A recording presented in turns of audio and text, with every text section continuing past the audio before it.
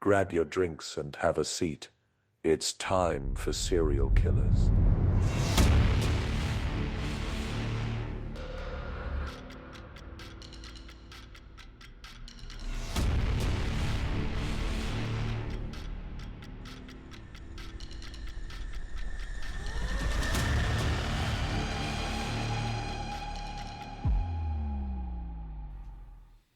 Hello.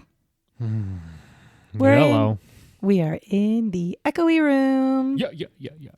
So just remember, we are moving and we are literally in the process of selling our house, and we have completely disassembled And our for people podcast who room, which is have- our Disney yeah. room. And for people who have not sold a house before, usually what you have to do is you have to prep your house. So everything off the walls, make it very minimal so people can come in and check it out and not be looking at your underwear.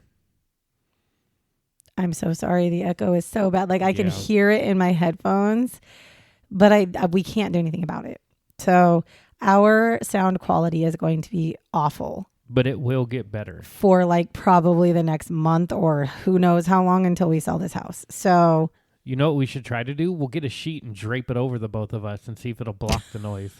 I'm just saying, it's got to No, be I better don't- I than don't wanna this, do- this. it's not like that kind of an echo. It's just like you can completely hear our voices bouncing off the walls. So I am very sorry about this, but this is just what we have to work with. And in my opinion, I would rather continue to do this than to not have a podcast until we move, which is the other option.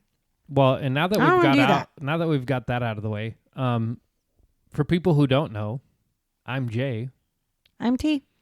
and we are here to talk about Serial killers. Yeah. So, but we're echoey killers. Yeah, but Serial killers. we're still talking and we're still drinking, which means, what are you drinking? Oh, I am drinking a sugar-free coconut iced latte with coconut milk today. Nice. And I am 'Cause- drinking my. Oh, go ahead, finish. I cut We- you off. We just need a lot of caffeine, because it's we need to stay caffeinated to do these things right now. These have been long days. Correct. I am drinking my non-sponsored Milo's sugar-free iced tea. Mm-hmm. It's yummy. It's still not sponsored, but that's okay. Now that we have talked about what we're drinking, because we always have our drinkies, maybe we should just get into what we're talking about this week. Well, we know what we're talking about. Who, We're I talking mean. about serial killers. Sorry, my bad. On Crime Bitches, I say what because you never know on Crime Bitches. Who are we talking about?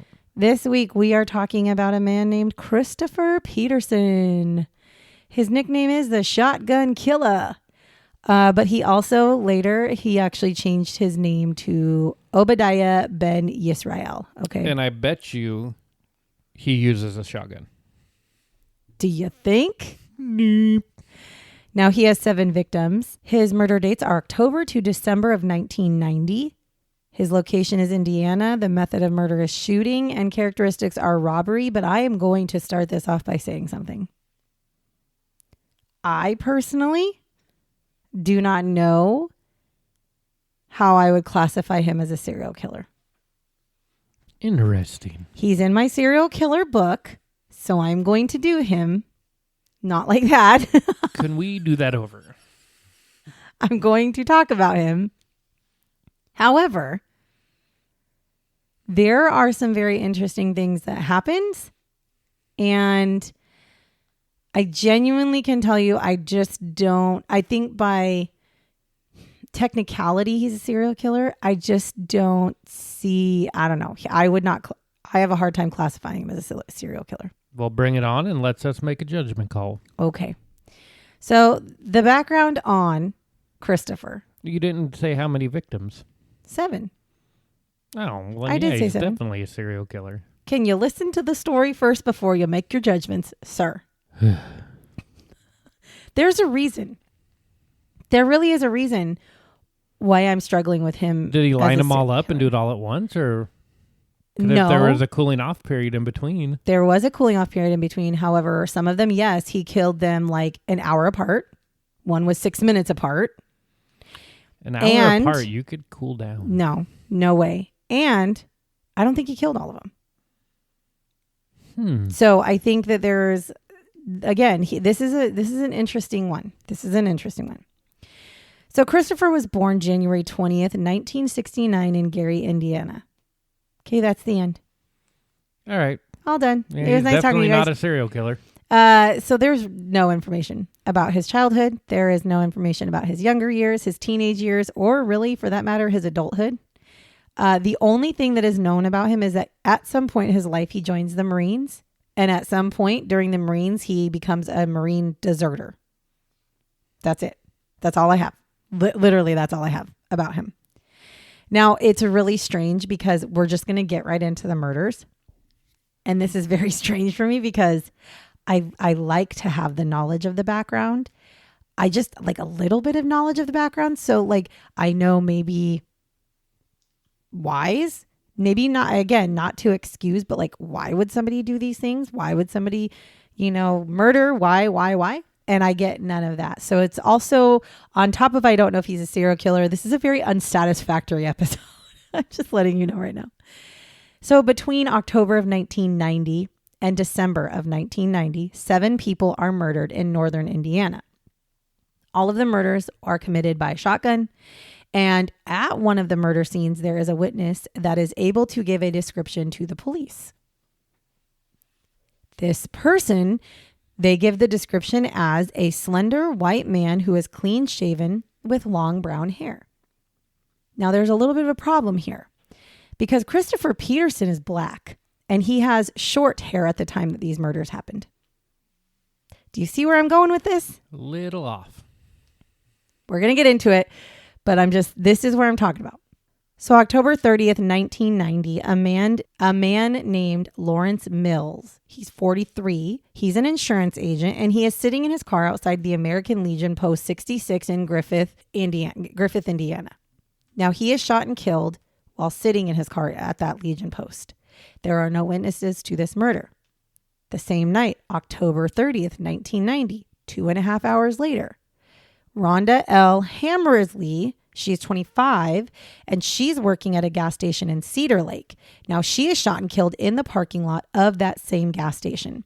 And this is actually when there is a witness who gave the police the description of the man of being the white man, slender, long, stringy, dark hair. Now, right there, 2 people, 1 night, 2.5 hours. That's not a cooling off period, in my opinion. That's just not a cooling off period.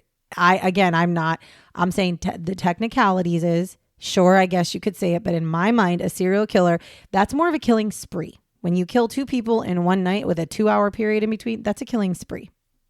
And one of those people is killed by a white man, which is not Christopher, according to the witness. So right now you've got, I don't know who.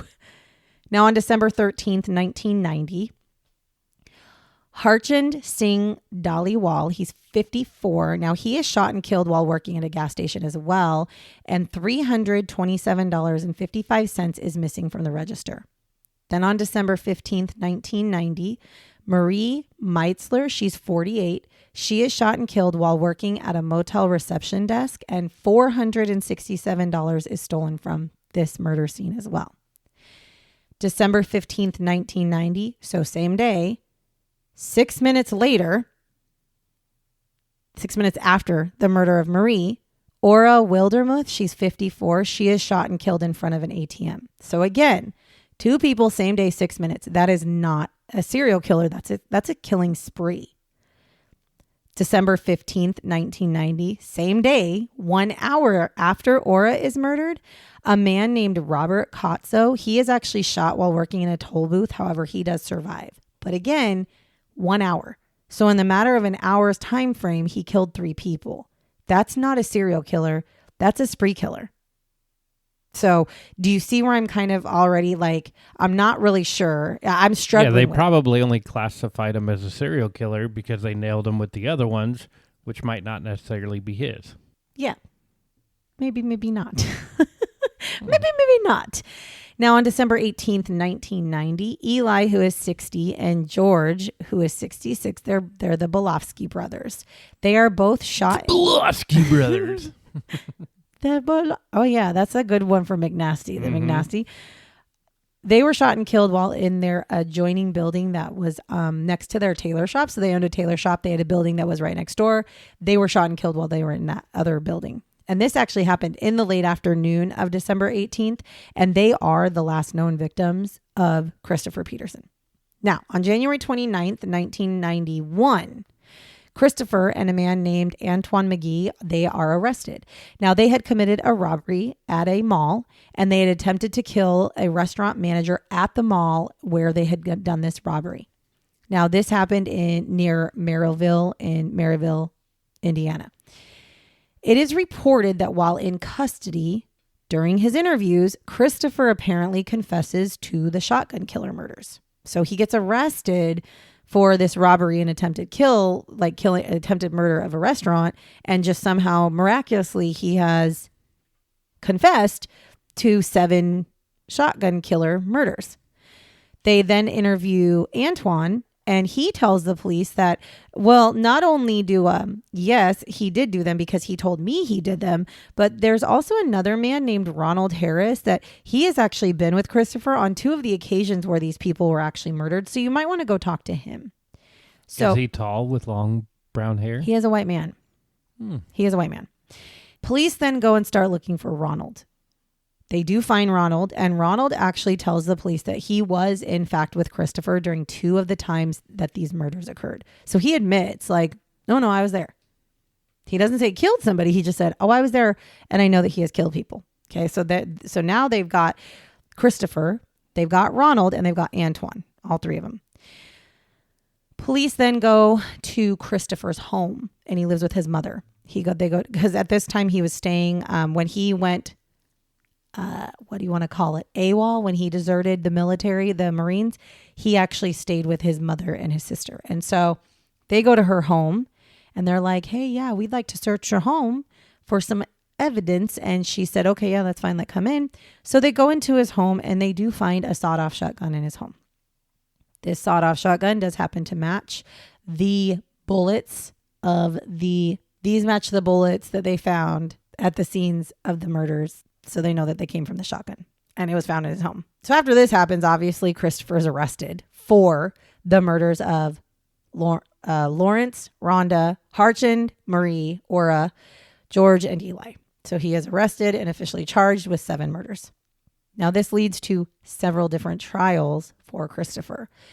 There actually ends up being a total of 3 defendants throughout the trials, which is Antoine, Christopher, and Ronald. There are a total of 7 murders. There are several attempted murder charges, and these happen in multiple locations because the crimes were in different jurisdictions. But they were all in the state of Indiana, but they had different jurisdictions, and so it led to multiple different trials. Now, there was a trial held for Ronald Harris, and this was for the murder of Harchand Dhaliwal. Now, this was in June of 1991, and Ronald denies killing him. And Ronald says, no, I didn't kill him. I was there, but Christopher is the one that killed him. Now, during his trial, it is brought up, though, that Ronald had said that he was with Christopher when he killed Rhonda as well. However, at the trial, when they ask Ronald, like, okay, so you say that you were there when Harchand was killed and Christopher did it. You were there when Rhonda was killed and Christopher did it. And he said, no, I never said that. I never said that. I wasn't there. I don't know. I don't know anything about it. So this is what he does. Then he tells the jury that, I don't know why I said that word. Then he tells the jury and the court that the only reason that he signed his statement with the FBI that said that he was there during these murders was because the FBI told him, listen, if you sign this paper that tells us that you were there with Christopher, you can go home. So he's like, so I signed it, but I wasn't actually there. So he does get convicted of the murder of Harchand Dhaliwal. He did. He got convicted of this murder. And then there's a trial held for Christopher in the murder of Lawrence Mills and Rhonda Hammersley. Now, in September and October of 1991, those two trials were going on. Now, prior to the trial, either trial starting, there were multiple evidentiary hearings before they could even get to the trial, because there was a lot of things that the prosecuting attorneys wanted in and the defense attorneys did not. And so they had to do a whole thing where they go to the judge and show all their evidence, and then the judge gets to either find it admissible or not in court.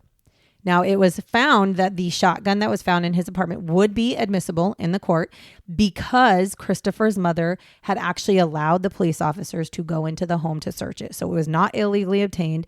They knocked on the door. They talked to her. She let them in. And he said, okay, the shotgun is in because it was a legal search.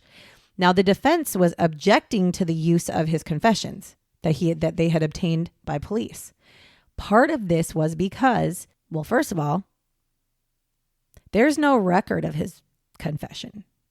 Like vocal, you know how they like record like everything? There's no recorded anything of him saying that he did these things. Now, there is a written statement that is signed by him, but there's nothing that records that he actually said any of these things. They also said that they believe his confession was obtained illegally. And their reason for it was, they said that during the time when they found Christopher, the arrest of him was for the robbery incident, not to talk to him about murder. So they said that when they talked to him, they basically used the fact that they had arrested him for burglary and attempted murder and then turned it into this whole thing where they got a confession out of him. Kind of like, hey, sign this and you get to go home. Right. However, the confession was taken 30 hours after his arrest. So he was arrested, and then basically 30 hours later, he was talked to about the murders, and he confessed to the murders at that point. So the judge said, no, it's admissible because they didn't arrest him, bring him in, and while they're interrogating him about the restaurant, they start bringing up the murder. They waited 30 hours before they even talked to him about the murder to get the confession. There was a photo lineup done because there was a woman who came forward and said, hey, that night when you guys are talking about the murder of Lawrence and Rhonda, because remember, between Lawrence and Rhonda... Just an FYI for the people out there in listening land, I am not farting. That is my dog snoring next to me. Thank you. Because remember, between Lawrence and Rhonda, there's 2.5 hours, right? So during that 2.5 hour time frame, this woman says, like, hey, on that night when you were talking about these murders of Lawrence and Rhonda, there was a man who actually shot at me while I was standing in my garage. And she said, and again, this happened literally in between the two murders of Lawrence and Rhonda. And so they said, okay, well, if we bring you in for a photo lineup, could you identify this person? And she says, yes, I can. So they bring her in for the lineup, and she positively IDs Christopher as the person who shot at her. However, this is not allowed in court because they say that the witness, they said that her lineup was not allowed. Her positive ID in the lineup was not allowed. However, the judge did say that she would be allowed to be questioned during the trial, and she could identify him in court. So basically, the prosecuting attorney would have to be like, do you recognize the man who shot at you in this courtroom today? And then she points her finger and says, yes, it's the guy that's the defendant, right? Which I'm like, okay, what's the difference between that and the lineup? But they're saying the lineup was illegal. Then there was a second witness. Now, this is the witness who had come forward and said that the shooter was white, slim male, clean shaven, long, stringy brown hair. Now, she testifies that she saw the shooter who killed Rhonda. She said that the shooter also fired through an open window of her car at her. That's how she saw the shooter. Like he shot Rhonda and then turned to shoot her. And she saw him, her window was open. She ducked down. The shots missed her. Then she said that she felt the muzzle of the gun on her neck. And then she heard a voice say, all right, that's enough. Let's go. And then she says, the person who shot at me was Ronald. So she was able to identify that Ronald, which is not Christopher, was the shooter of Rhonda. Right. And Christopher was probably the one that said, let's go. She said During that time, there was an accomplice with the shooter. So that would have probably been Christopher, but he didn't pull the trigger on Rhonda. Now, the prosecution, however, insisted that Christopher was the shooter and Ronald was the accomplice. But your fucking eyewitness is telling you otherwise. So again, I'm not understanding where this is coming from, but it's all going to make sense to you right now. Okie dokie. The prosecution insists that Christopher was the shooter and Ronald was the accomplice because they testified that before his confession, Christopher said, "There is no white guy. I shot them all." So they're saying like, well, he told us there's no white guy involved. I shot them all. That seems like a weird confession. But yeah, Ronald was saying he was there. And Ronald was positively identified by the woman who got literally shot at. Now, Ronald was found guilty for the murder of Rhonda. And in total, between the murder of Rhonda and the murder of Ann Harchand, he was given a total of 90 years for the murders of both of them. And he is actually set to be released in 2035. I don't think that's 90 years, but I'm like, don't give 90 if you're not going to do. Like, you think about it, this was 1991. No, I was just doing the math in my head, and I was like, wait, I was born before that. I'm going to be old as shit then. Yeah. So let's see, 1991 to 2035, you're looking at, what is that, 46 years? That makes sense because in our justice system, you only are required to serve half. So he's basically going to probably serve half of the time, and then he's going to be out. Now, there was a trial for Antoine McGee. So remember Antoine. He's the one that was arrested during the shooting and the robbery and all that stuff. So at the end of 1991, he gets his trial, and he is tried for the robbery and shooting at the restaurant. He actually enters a plea deal to testify against Christopher. His original charges are 50 years. So he's originally facing a 50-year sentence for what he is arrested for. Due to his plea deal, he is given 8. That's a big deal. I was thinking 5. Oh, okay. Well, that's so he got more than I thought. He did. Okay. So 8 years is what he got. Now, there is a trial for Christopher for the murder of Ora Wildermuth and the attempted murder of Robert Kotso. He is tried in January, and the prosecution brings forth Christopher's confession. They bring forth the shotgun and the shell identification showing that they match. They bring forward Antoine's testimony, and they bring forward Robert Kotso's account, because remember, Kotso's the one who lives. Now, the defense says, well, Christopher did not do any of what you're saying because he was at a party, so he couldn't have done it. Robert Kotso does say that Christopher is the one that shot him.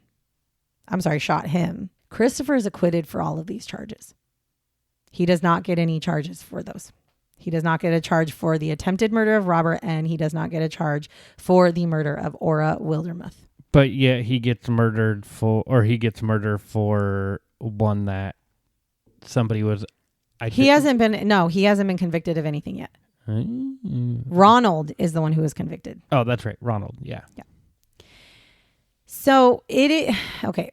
No, okay. So he, again, nothing for those guys. Again, the only thing about that bothers me is you have an eyewitness who had them shot at. They shot at you. And you said, that's the man who shot me. And they said, no chance. No, he did not. Now, there was a trial for Christopher for the murder of Harchand Dolly Wall and Marie Meitzler.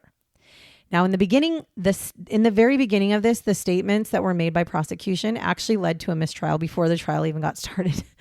It led to a mistrial during the jury selection stage. So they literally had to clear the whole thing and get all new selection of juries.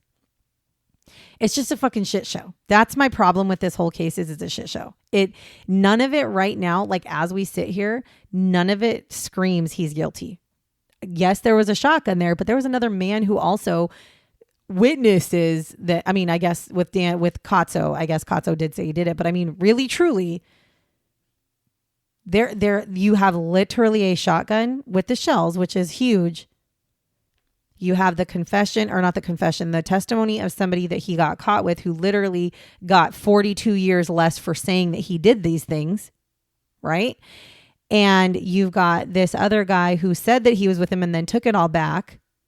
And so it's like, to me, I struggle with this one a lot because it's like it's not very cut and dry, you know?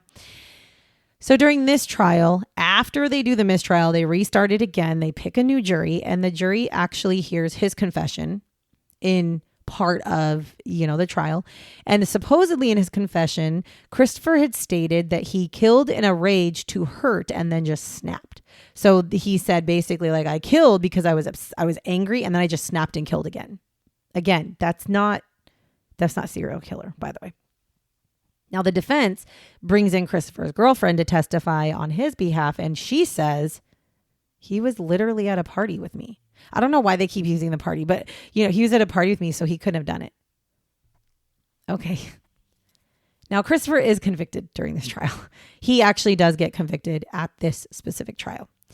Then there's a trial for Christopher for the murders of George Bolovsky and Eli Bolovsky, the two brothers.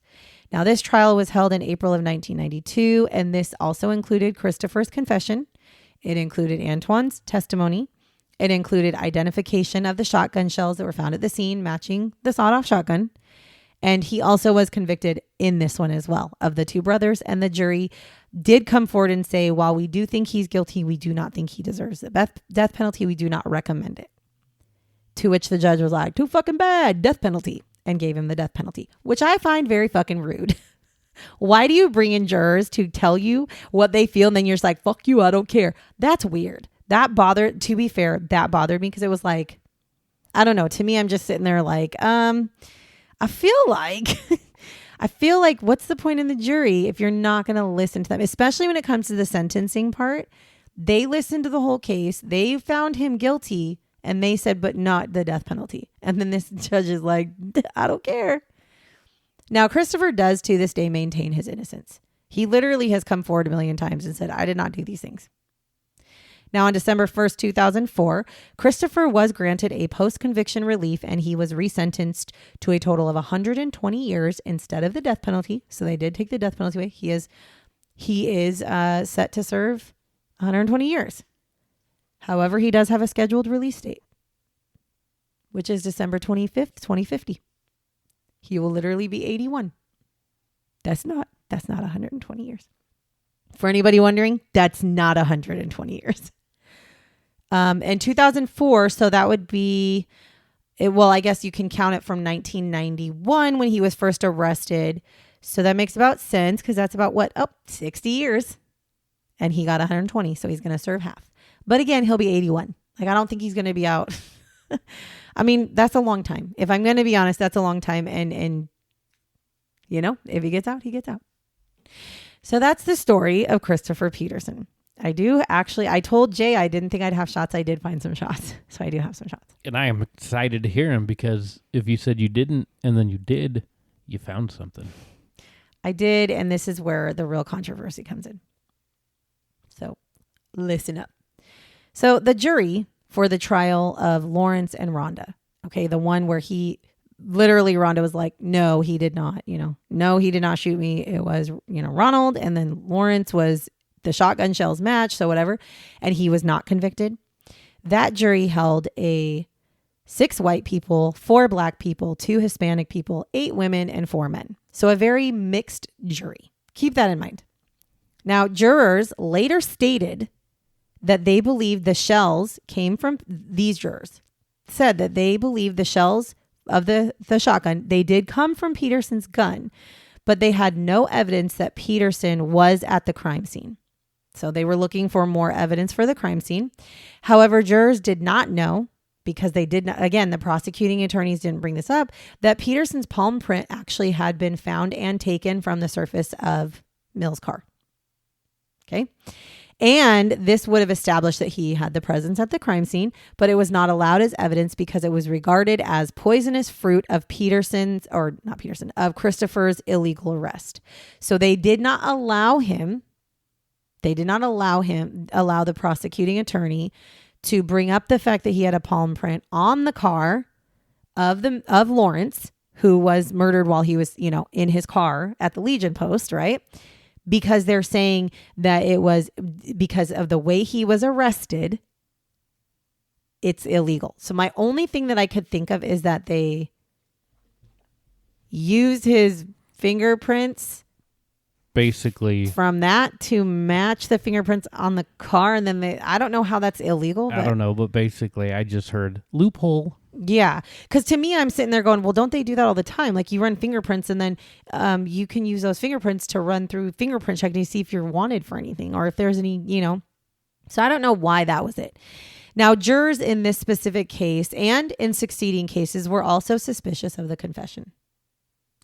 The sketch that was circulated by the police after they had some witness statements did not look like Peterson at all.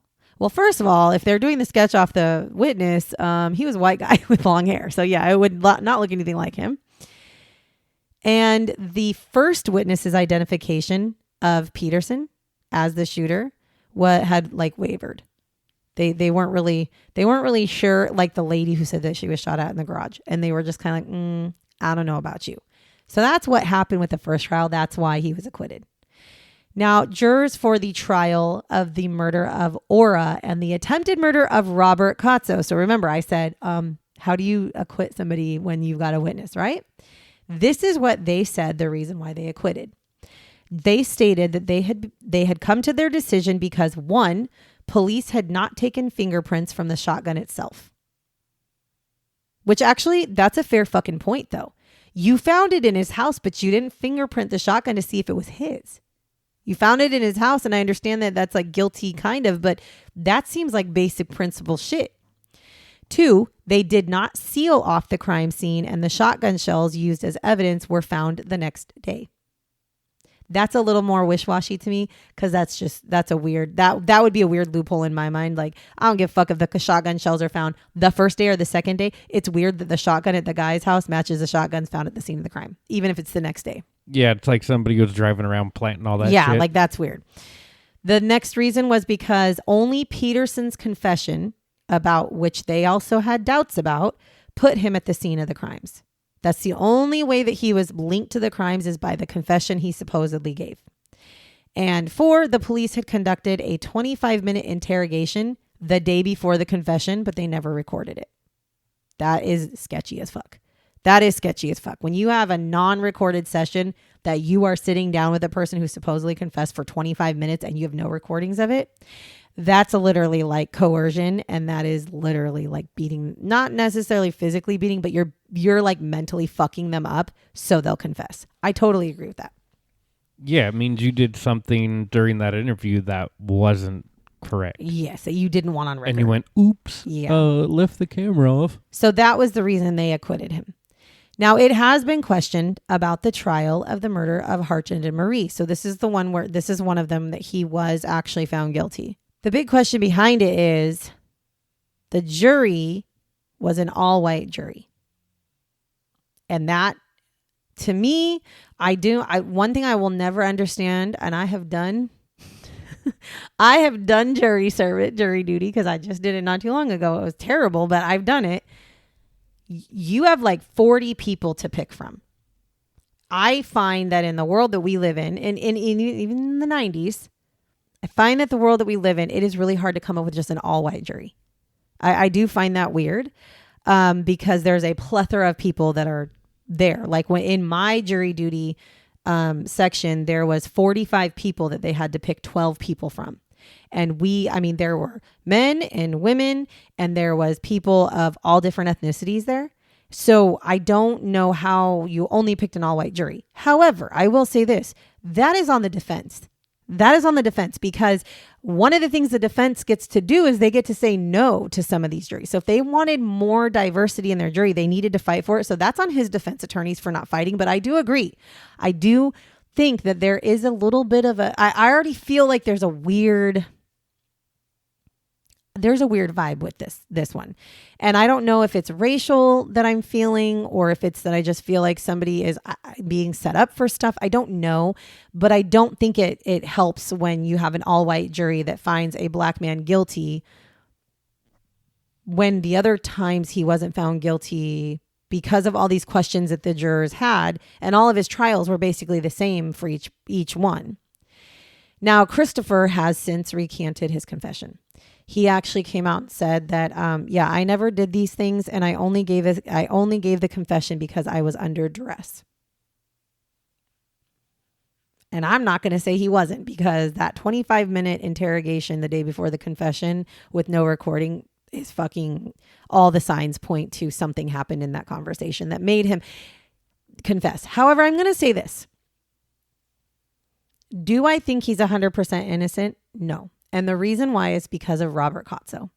That's why. If Robert Kotzo hadn't come out and said, like, that's the man that shot me, I'd be like, I don't even know if this guy did it.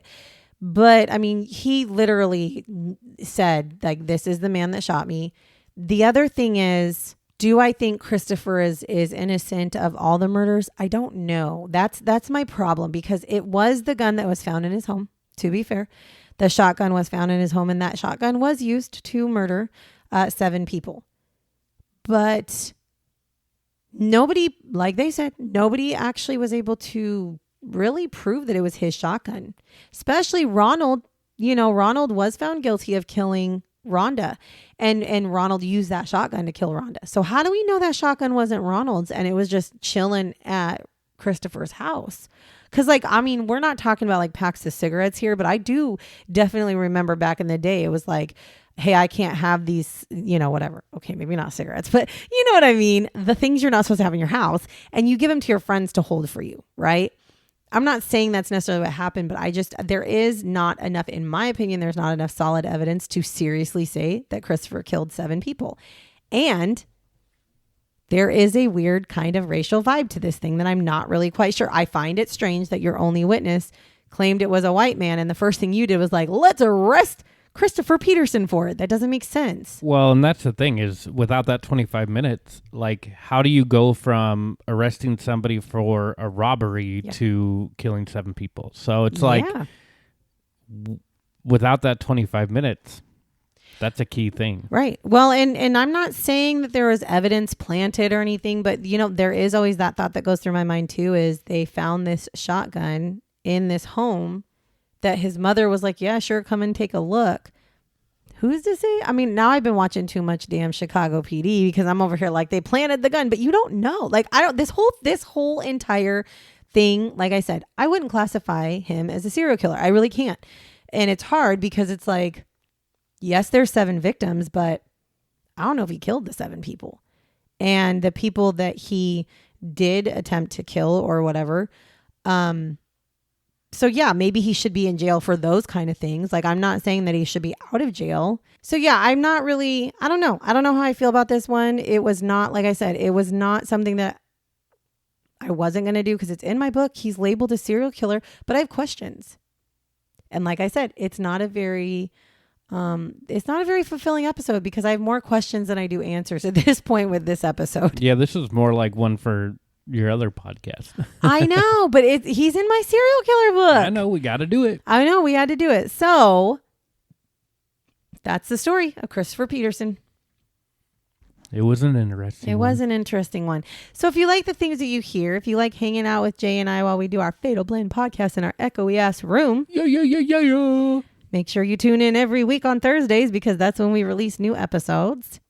And if you are following us, thank you. And if you're not following us, but you like us, please follow us, and also share us with anybody that you think might like to hear about serial killers, because that's what we like to talk about. Up.